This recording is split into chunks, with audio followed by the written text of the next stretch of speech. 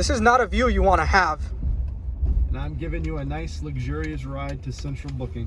Got that right. It's pretty luxurious back here. These are vinyl seats. They're not leather, but they're very plush. They're very comfortable, and it makes for a pleasant ride to Central Booking.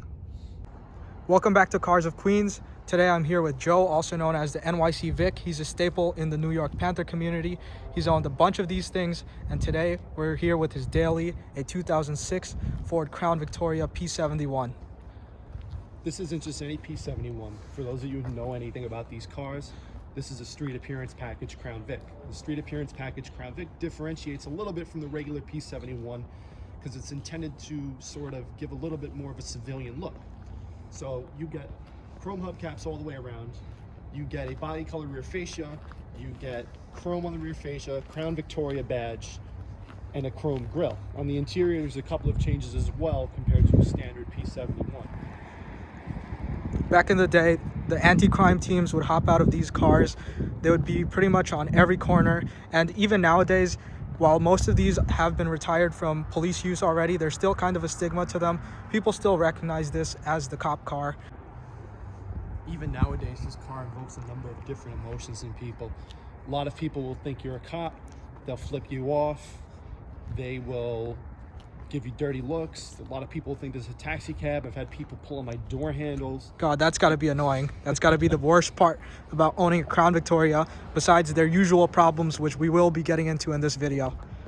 So this is a cop car, so of course they did install a locking gas cap. They didn't want anyone, putting things that don't belong in here, such as BBs or Sacrete or what have you.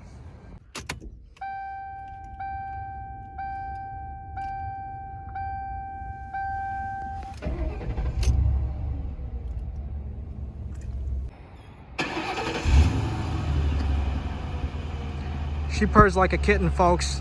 Sounds absolutely beautiful. That big 4.6 liter V8 engine roaring to life.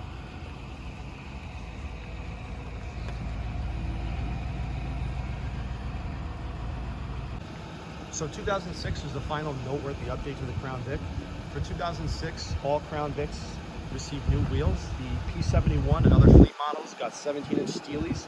And the P71s with the street appearance package like this one got a nice set of hubcaps, as I mentioned before. These things break all the time. They fall off, which is why these ones in particular are zip tied on. I know the NYC Vic has lost his fair share of hubcaps in his time owning a bunch of Panthers. And the other noteworthy updates that the Panther platform cars received in 2006 was an all-new gauge cluster, which featured a tachometer for the first time. And for P71s, they have a 140 mile an hour certified speedometer and an idle hour counter. As you can see, this car has 933 idle hours on it. And the final noteworthy update that the car got was a 4R75E transmission, which is a bit stronger than the old 4R70W. It's essentially just an updated version of it. And that transmission itself actually dates back all the way to the 1960s.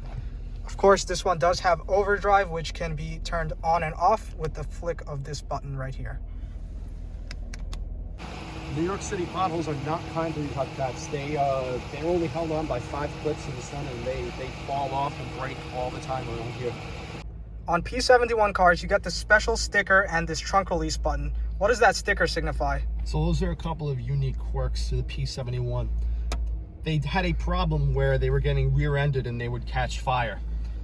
And so, as a disclaimer, they would tell you not to align certain sharp objects in the trunk to where they would be pointing at the gas tank, because it would puncture through the trunk floor and into the gas tank and cause the car to catch fire. The other one is a center mounted trunk release, which is only found on the P71. Now, this is done because it gives easy access to the trunk in case of an emergency for police. So this button actually has 2 different presets. If you pull off this center plastic piece here, you'll see that there's 2 different wires that run to this button. One gives power to the button no matter what, and the other one only does when the key is in the ignition, so nobody would steal anything out of the trunk. So moving along to the rest of the interior, the only amenities that you do get in here are power windows, power locks, and manual climate controls. Other than that, this is as stripped down as it gets. These cars almost always feature a very, very basic and archaic 4 preset AM/FM radio, which sounds horrible. So one of the first things, myself included, people do to these cars is put in a different head unit and upgrade their speakers, because it's pretty much unlivable in this day and age just having that fleet radio in here. Sometimes people will get lucky and they'll get one that was optioned with a CD player or cassette player, but most of them have the single AM/FM 4 preset radio, which is just awful. The street appearance package comes with this regular carpet as opposed to the vinyl on most normal P71s. And this was done for the street appearance package, once again, because these cars weren't being used by patrol. They were being used by detectives or other specialized units most of the time, so they didn't need that heavy-duty rubber flooring. So these cars all come with dome lights from the factory. This one has been removed by the department before it was retired. And you get the standard copy and paste Ford dome light here, which was found in dozens upon dozens of Ford models over the years. And what does this dome light accomplish exactly? well, this dome light has 2 different settings. One is regular, just white like this, and the other one is red. And the reason why it's red is because it's more easygoing on the eyes of officers at nighttime when they have to turn it on. Pop the hood. So under the hood here, you have Ford's venerable 4.6-liter 2-valve engine, which was used in so many different Fords, but it's most famous for its use in the Mustang and the Crown Vic. We've got the blue hoses, which are superior to the normal black hoses that you get, and these are better to prevent leaks, which we will talk about is a common problem on a lot of these cars. Yeah, these hoses are lifetime silicone hoses. They're super heavy duty, and not all P71 came with this. It's actually a factory option. The alternator is a 200 amp Mitsubishi unit, specially designed for the P71. It features a special pulley to prevent belt slippage and high RPMs, which is a common issue with the 4.6-liter engine. Moving down to the radiator. You got an ultra heavy duty radiator here. You got coolers for everything. You got an extra cooler for the engine oil. You got coolers for the power steering and for the transmission. And this was all done to maximize the life of the parts of this car, because as we said before, these cars tend to idle for long periods of time, all kinds of weather, and also run very hard. As well as a PCM tune with higher shift points, more aggressive shift points, and an overall higher top tune than the regular Crown Vic. You also got bigger brakes from the factory with the P71. Can't talk about the Crown Victoria without mentioning its trunk space. We've got a massive trunk capable of fitting multiple bodies, and that's why these mobsters back in the day, they loved these Panther cars. They loved their Grand Marquis, their town cars.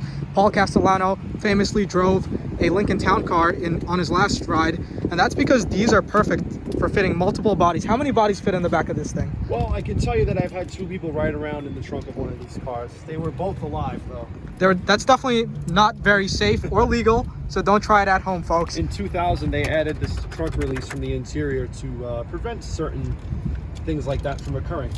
This one comes with the police trunk pack. What is that? The police trunk pack was to sort of mitigate the issue that these cars were having where they would be rear-ended and catch fire upon impact. So this trunk pack actually has Kevlar right behind this piece of plastic here. It's actually completely lined with Kevlar to prevent anything from puncturing the trunk floor, because the gas tank is actually right here in these cars. It's right in front of the trunk. So a lot of times what would happen is something mounted like this would puncture right through the gas tank when the car was on a traffic stop and caused the car to explode. That's interesting that Ford cared enough to put that, because after 2006 and 7, the Panther platform started to deteriorate in quality considerably, especially with the moving of the town cars to the St. Thomas plant, which is where this car originated from. Looking at all the tools in here, it really goes to show how deep this trunk bay is. You've got space for anything. This is why these taxi drivers love these. You've got ample room for luggage and what have you. Going under the hood, we have one of the biggest nightmares on these Panther cars. Although they're very reliable, these intake manifolds are pretty much destined to go out on all of them. It's not a matter of if, it's a matter of when. So moving along with the way this car rides, even without air suspension, you get a nice plush ride despite it being a police car. The suspension is very soft and it's perfect for New York City potholes and bumps, which we pretty much have on every single corner in New York City. That is the one great thing about owning this car, is that it absorbs bumps like no other. And I really mean that, because this car will just eat bumps, and a large part of that is due to its heavy-duty suspension and body-on-frame construction. Compared to the standard Crown Vic, the P71s all came with a shorter rear axle ratio, which gives better off-the-line acceleration. There was 3 different options, 4 actually, 2 of which were 327s and 2 which were 355s. Some years came standard with 355s, but most of them will have a 327 rear axle ratio. This one is equipped with the X5 code axle, which is a locking rear axle, so both tires spin when you nail it, as opposed to the Z5 axle, which is a one-wheel peel, as they say. So the planetary gear set in the 475 and 470, the AOD, because they're all the same transmission, has that very distinct first gear whine.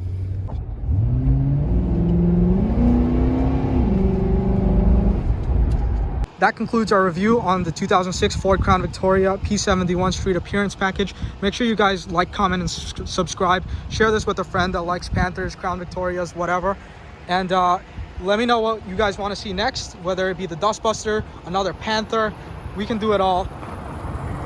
Like, comment, subscribe.